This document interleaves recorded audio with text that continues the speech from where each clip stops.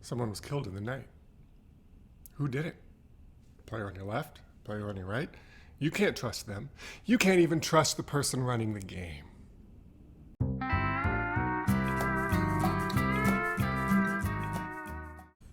Hey everyone, I'm Kylie here at Games Unlimited.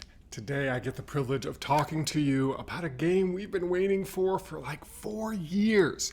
It is a social deduction game that takes your traditional werewolf or mafia game and elevates it 3 or 4 levels higher. That game is Blood on the Clocktower. We kickstarted this back before the pandemic.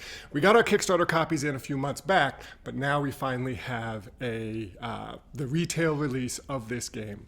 So let me tell you what's so amazing about this. I mean, look at this. This looks like a giant tome, right? There are so many different ways to play this game. At its core, it is a traditional social deduction game. You're going to have a group of players. You're going to have one person who's the narrator, called the storyteller in this one. And some of the players are going to be the bad guys. Every night, the bad guys are going to kill some other players. And during the day, you're all going to talk about what happened. You're all going to have secret roles. You might have some interesting things you can do that give you some information, and possibly vote on executing someone. Because if you're a good guy, you want to execute the main bad guy. If you're the bad guy, you want to sow suspicion, get it down to just a few people left in the game. If you can get it down to just the bad guy and one other good person left in the game, bad guy wins. So, in this game, the bad guy is known as the demon, may have some minions, but there are a few things that are very interesting about this game. One, it removes what I consider the biggest detriment to traditional werewolf or mafia games, which is when someone is executed, they still get to talk. Their role is not revealed, so you don't know whether you executed a good person or a bad person.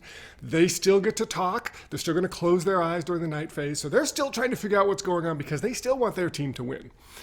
And they still get to vote, but they only get to vote once more for the rest of the game. It's actually very powerful because now when they choose to use their one more vote for the rest of the game, they're saying, I'm going all in, and that might convince some other people who are on the fence to vote with them.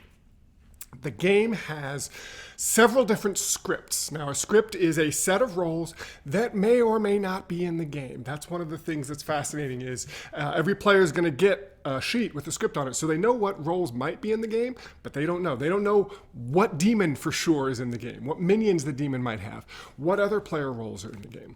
And then my favorite part is the storyteller has agency in this one. So this book, let's see if I can open it up for you. It opens up into this really cool book. You'll put some clips on here, and the various player roles are actually felt backed, and they'll fit in here. So the person running the game sort of puts everyone's role in there in the order of which they're seated and can give themselves notes and things about what's going on there. But let me take these off. All right. But the storyteller has agency. So they're going to decide which roles are in the game based on the group playing. Of course, the players don't know what roles are in the game. And they may even have the ability to lie to the players. So there's roles like the drunk.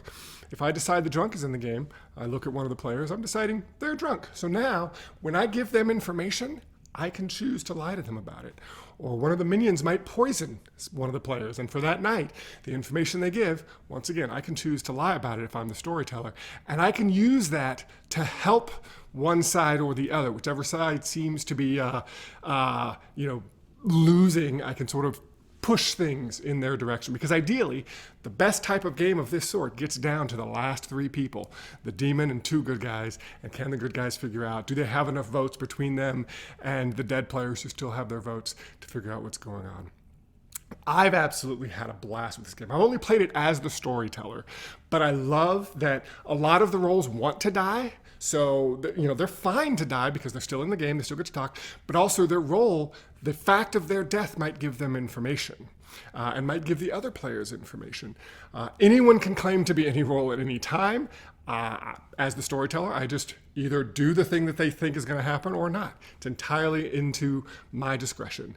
So I cannot praise this game enough. If you like social deduction games, if you've got a group that plays werewolf regularly, I'm going to say you don't have a choice. You gotta pick up Blood on the Clocktower because it's just going to upend everything you know about that type of social deduction game.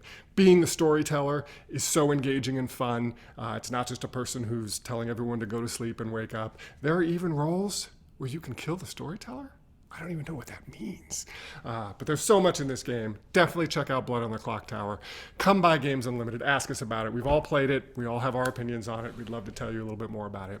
Take a copy home. Unbox some fun. I'm Kylie at Games Unlimited.